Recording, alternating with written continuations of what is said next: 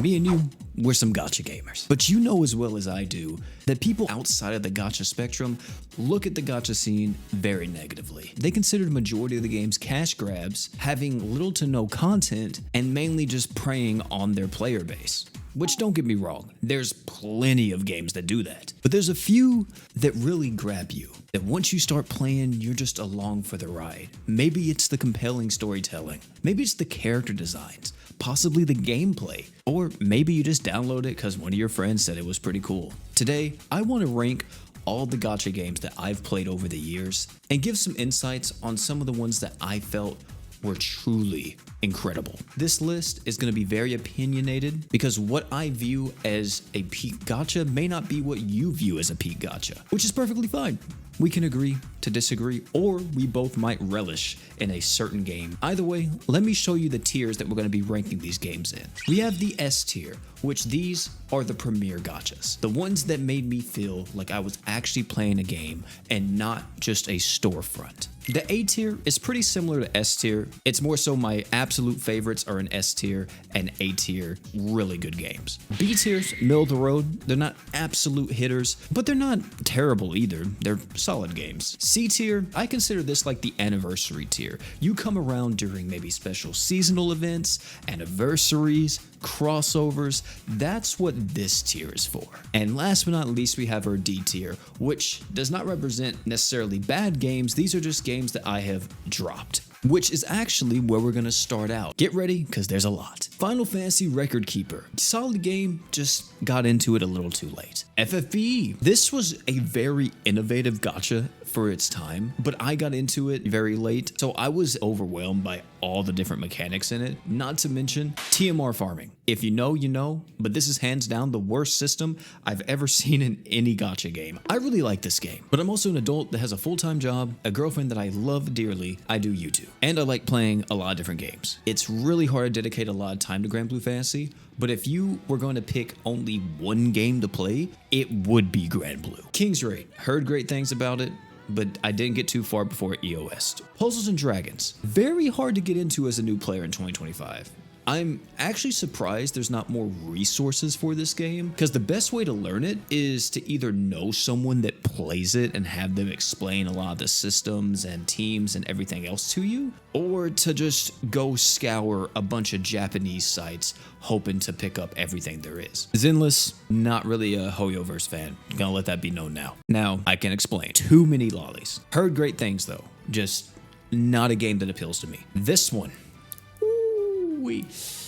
LC. This might be my most hated game on this list. The only thing good about this game is that as soon as you open it, you can still close it. Artery Gear, same thing like Blue Archive. Too many lollies, not really for me. If you want a PvP gacha, just play Epic 7. Counterside. I loved this game when it first dropped, which is kind of crazy because I'm really into actual gameplay for the most part. And this is more of like an idle strategy type game. But that changed very quickly since the limited currency system for free-to-play players is god-awful. I don't know who designed this, but this was horrendous. Almost as bad as this game. This one upset many of us, but it didn't upset me as much as this game did. One of the best stories I've ever read in a gacha game. But my god, did this game flop. I mean, it's all right. I just wish you could play with the boys. I know why they don't want you to team up with the boys, because imagine a team full of whales fighting people that don't whale, or imagine a team of extremely skilled players just stomping through rank 24/7 or carrying somebody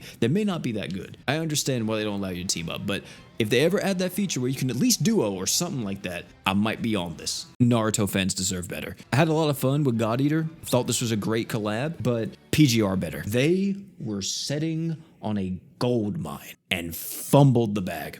We'll say gameplay was kind of ass. Why do they even do global versions anymore? Before anything else happens with this game, can we get a UI update? Between the balance of new characters and quirk sets and the infrequency of meaningful balance patches to the existing roster, it's hard to stick to this game, man. Not to mention the only way for you to get new characters, not characters that's been in the game forever, the only way for you to get actual new characters is by rolling in the gacha. Did I mention that there's only a set amount of currency that you can get per season? And unless they change it, which I haven't been keeping up to date completely, They changed the BP system not too long ago, and when they changed it, they lowered the amount of tickets you were getting from the free battle pass. Because I'm not gonna lie to you, if you buy the battle pass in this game, more power to you, but a lot of these skins don't look that good. The models are kind of terrible. It's a fun game to play with the boys though. There we go.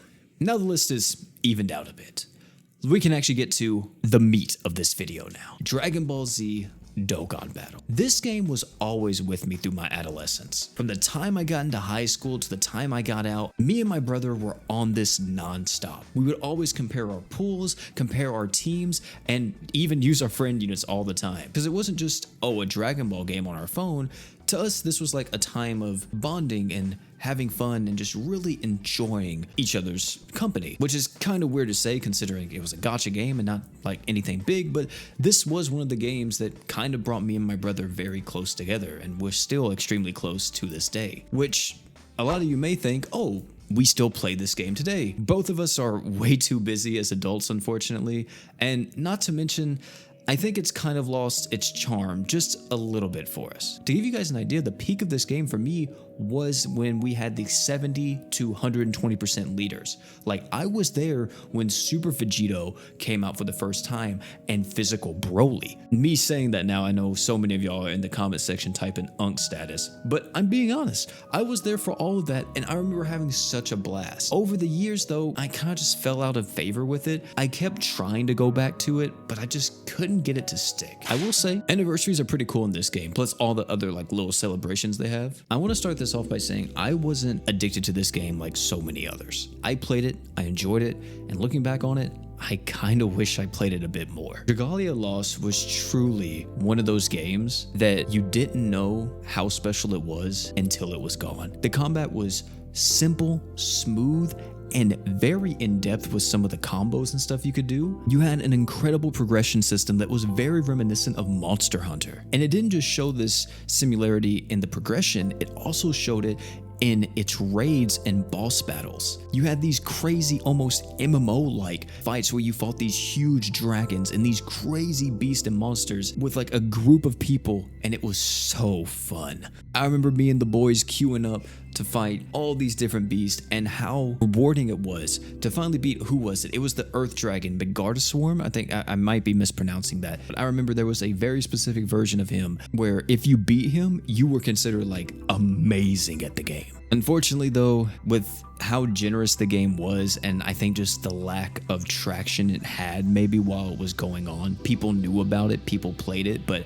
I don't think it generated tons and tons of revenue. It unfortunately did die. However, this is our first S-tier gacha. Yu-Gi-Oh! Duel Links helped me fall in love with Yu-Gi-Oh! Again. I always dabbled in it here and there as a kid, but I never really fully understood it. I mainly just played the PS2 game Duelist of the Rose, and there was a PSP game that was a 5Ds game. I think it was called like Tag Duel or something like that. I don't remember off the top of my head. I rarely ever played that one, but I loved Duelist of the Rose. So whenever Yu-Gi-Oh! Duel Links got announced back then and I got to play it, I was extremely hyped. I won't lie, I wasted a lot of my starting crystals and wind up having to restart multiple times just to get the deck that I personally wanted to play. But once I kind of got into the groove of things and understood what to pull for, what not to pull for, it became a bit easier as a free-to-play player. I think the best part about this game though was that the duels were short and sweet. Animations made you feel badass whenever you summon like your huge boss monster. It really helped you like get immersed and really get into it. I remember laying down in my bed freaking out whenever I would have like the game-winning play. I almost started playing this competitively in community tournaments and stuff, but I never really took that dive. So you would think with so many positives I have to say, I would easily put it in S tier, but since Master Duel came out, I haven't ever touched Duel Links again, so A tier. If you've been on my channel for a while, you know one of the things that I love the most is Final Fantasy. It's hands down one of my favorite series of all times, from the crazy stories to the amazing characters, some of the best turn-based and now action combat that I've ever played in any game. It was a no-brainer that Opera Omnia caught my eye, and man, I really do wish it was still around. It had such an impactful story, gave closure to some storylines, and showed off an entire side of Final Fantasy that we as the player would have never seen if it wasn't for Dissidia. It mixed the acidity of combat from the console games with bravery attacks, HP attacks, with the turn-based of Final Fantasy, and if we were going to be specific, it had the most similarities to Final Fantasy X's turn-based system. You put both them together, and little did we know, it was a recipe for success. Animations were cool. Whenever your unit hit, it felt like they really hit. That kind of sounds stupid, but you guys get the point. Not to mention, if you were on the train for this game, it was insanely free to play. The amount of currency they gave us on a month-to-month basis was ridiculous. There should have been no reason this game went on for as long as it did with the amount of free-to-play currency they were giving their community. Through the in-game modes, login bonuses, so many tickets and crystals, as long as you were smart, you never ran out of gems and you could always get the character you wanted. And let's loop back to gameplay real quick before I give my closing thoughts. Every character was so different, at least until we got to like the FR era. Take a character like Lightning, who is this crazy fast attacker who just wanted to jump in front of the enemy at every turn to continue her onslaught of damage. But you had to be careful not to run out of gas too quickly, because in this game you didn't have MP or anything like that. You actually had skill uses. Once those skills were gone, you couldn't really get them back. Compare her gameplay though to someone like Cloud, who was a whole lot slower, but he specialized in launching the enemy for big damage with his team. There were so many teams based around different characters, and it wasn't just a one-size-fits-all. There were supports that were really good that you would see them a lot, but there were specialized teams or themed teams for so many different things, which I loved. Unfortunately, the devs just made a few bad decisions, more so with the FR era. I think they kind of just stalemated there, which led the game to its EOS. If you couldn't tell, this was my main game for a very long time. I could make a hour-long video raving and talking about every single thing in this game and how much it meant to me. And even though it's gone, some of you may be like, oh, you wasted your time at EOS. No, man, it was time well spent. I didn't waste anything. Opera Omnia will always be my king, so this is going to be at the very top, my #1 spot in S tier. I don't like this game. This game is one of those gacha games that are just all about grinding, and not like grinding in Grand Blue Fantasy terms, with like pretty fun content. I'm talking about like hours of monotonous grinds over and over just to get like a bit of a boost. I don't really like that. Gameplay's not really for me. I do love the original story, but thank God I can just look that up on YouTube. So I'm putting this in C tier. Talking about stories, ladies and gentlemen, let me introduce you to Fate. This was a game for the longest time I never saw the appeal in it. I would see the gameplay, the characters, and everything else, and I was like, it just seems a bit dated. Until finally I bit the bullet after seeing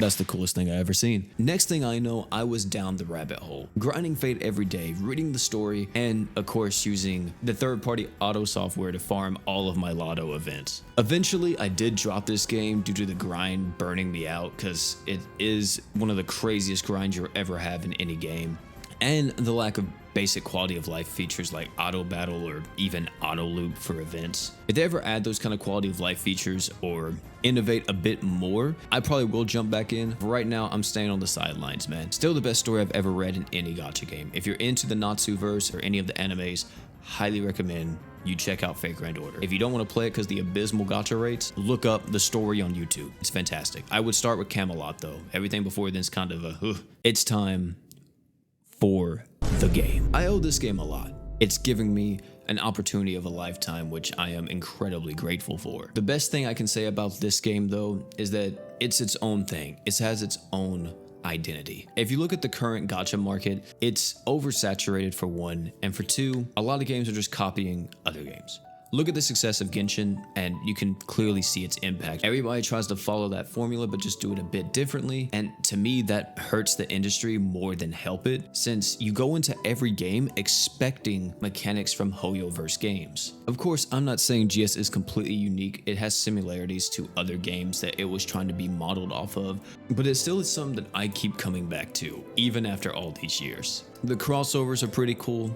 The gameplay for what it is nice. It's very casual, very simple. The only thing I wish is that they made it to where every multi gave you a guaranteed 5 stars, similar to Dokkan's guaranteed SSR every multi, because these rates are god-awful. B tier. I gotta get my hands up. Your boy has never really gotten super deep into Limbus. I've played like the first Kanto, maybe the second one. I can't remember, it's been a while. I had fun while playing it. It was dope. I remember getting, I think it was Sinclair, one that like transformed. I had a great time. Very free-to-play friendly game. Battle Pass is completely busted if you buy it. I think, to be honest, it's the best investment you'll make, even more than like your Roth IRA. I'll have to revisit this one eventually.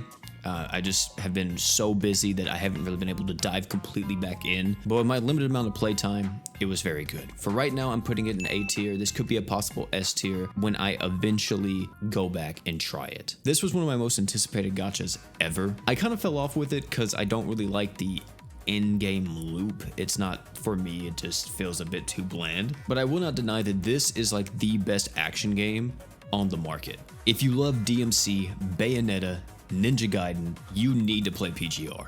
You will have such a fun time. It's very free to play. I will say I haven't played since they started doing the accelerated schedule, but I'm assuming it's still pretty free to play even with that. I really don't have anything negative to say unless I just wanted to nitpick. A tier. Master Duel was a real fun time on this channel. I loved making Yu-Gi-Oh content. It really brought out a lot of the creativeness that I had. Like those intros for the Yu-Gi-Oh content, man. God, I love them so much. The live streams were great, talking with the community about it. It was a great time. What wasn't so great was the meta.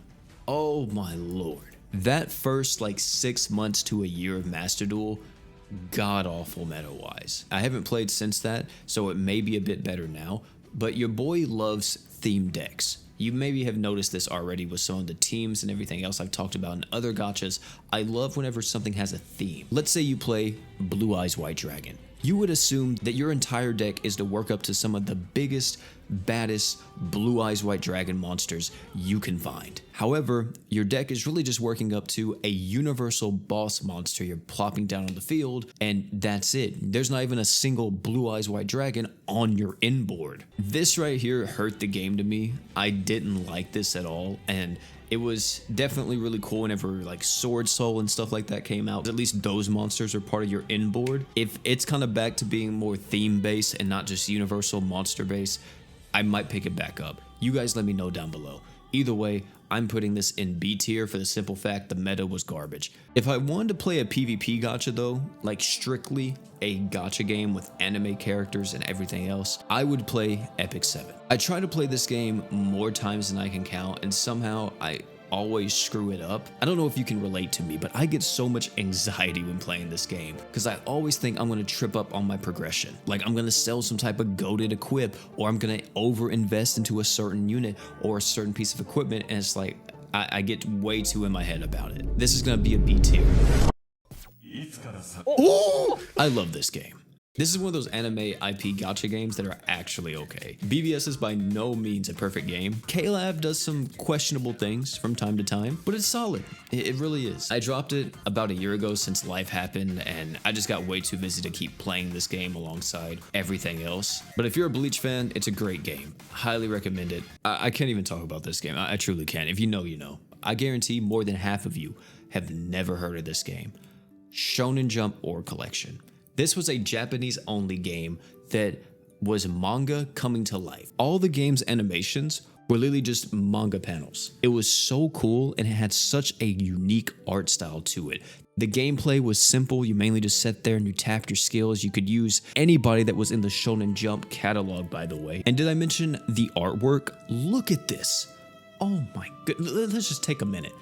Jesus Christ. Unfortunately, you can't play this game anymore since it EOS'd a while ago, and then they tried to bring it back, and I don't know what the hell this was. But man, if they ever do try to like revitalize this game in some way, or just bring back this specific version of the game, I'm all for it, man. After the end of Shonen Jump Ore Collection, I was really looking for a game that had similar gameplay, because even though it was something that wasn't too over the top, it was really fun to me. And after a bit of looking around, I finally stumbled upon Destiny Child, which is a complete 180 when it came to the theme of the game. Everyone here was just big titty anime waifus, but it had the gameplay of Shonen Jump Ore Collection, or not a complete one-to-one, but very similar, and so free-to-play friendly. Every time you logged in, they just gave you thousands and thousands and thousands of currency. It was crazy. I'm going to say this once and only once. Smash Tap was the only My Hero game that ever mattered, and they took it away from us. Damachi. I've never watched the anime, but really liked this game whenever I played it. It just sucked that Crunchyroll got their grummy hands on it and kind of ruined it and almost killed the game until they finally let go of it whenever it was on death's door. The developers tried to bring it back, but it couldn't really stick around for too long after that, if I remember correctly. But still, really great for what it was. This is my game right now. From the lovable characters to the addicting career mode and the very generous devs, what is there not to like? It's so strange because before this gacha came out, it wasn't on my radar. I looked at it, I was like, there's no way that game is making millions of dollars. There has to be something in it that I'm just not getting or I'm just not completely into. But man, I loaded this baby up and I tried it one time. I did one career mode and I was like, I understand it now. If you like roguelikes or any of the character designs you see here, and even some pretty good storytelling, you should absolutely give this game a try. This is a very easy S tier. Like out of all the new gachas, this is the only one that I would actually put in S tier for this year. I was completely okay with having a KH story that was on mobile, as long as that story was contained within its own game and never bled into the canon of KH. Oh, you gotta be fucking. The gacha in this game was pretty okay, but they rushed out banners left and right, leaving free-to-play players pretty dry in most situations. The VIP system was insanely stupid as well.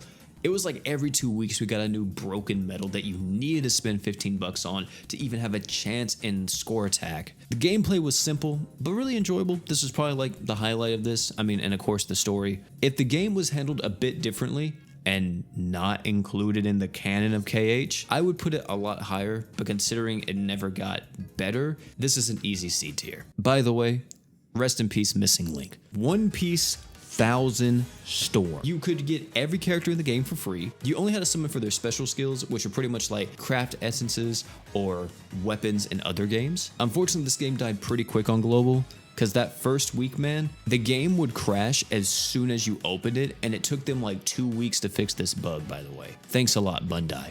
It never recovered from this and quickly descended into its doom. Still, it technically started my gacha adventure on YouTube, and even though it's gone, it's not forgotten. Ultimate Ninja Blazing. Some people would say we are clouded by nostalgia when it comes to this game, but this is still the best Naruto mobile game we've gotten. I'm just gonna say, if you were there and experienced it, you know this was truly peak. The worst thing they ever did though was implement PvP. That killed the game. This was my list. If you guys want to show off your list down below in the comment section, by all means do it. Or if you have any fond memories of a gacha game, even if it's not mentioned here, please leave it down below. If you enjoyed this, I highly recommend you check out this video popping on your screen right now. It's some of my more edited, fun content that I've made on the channel.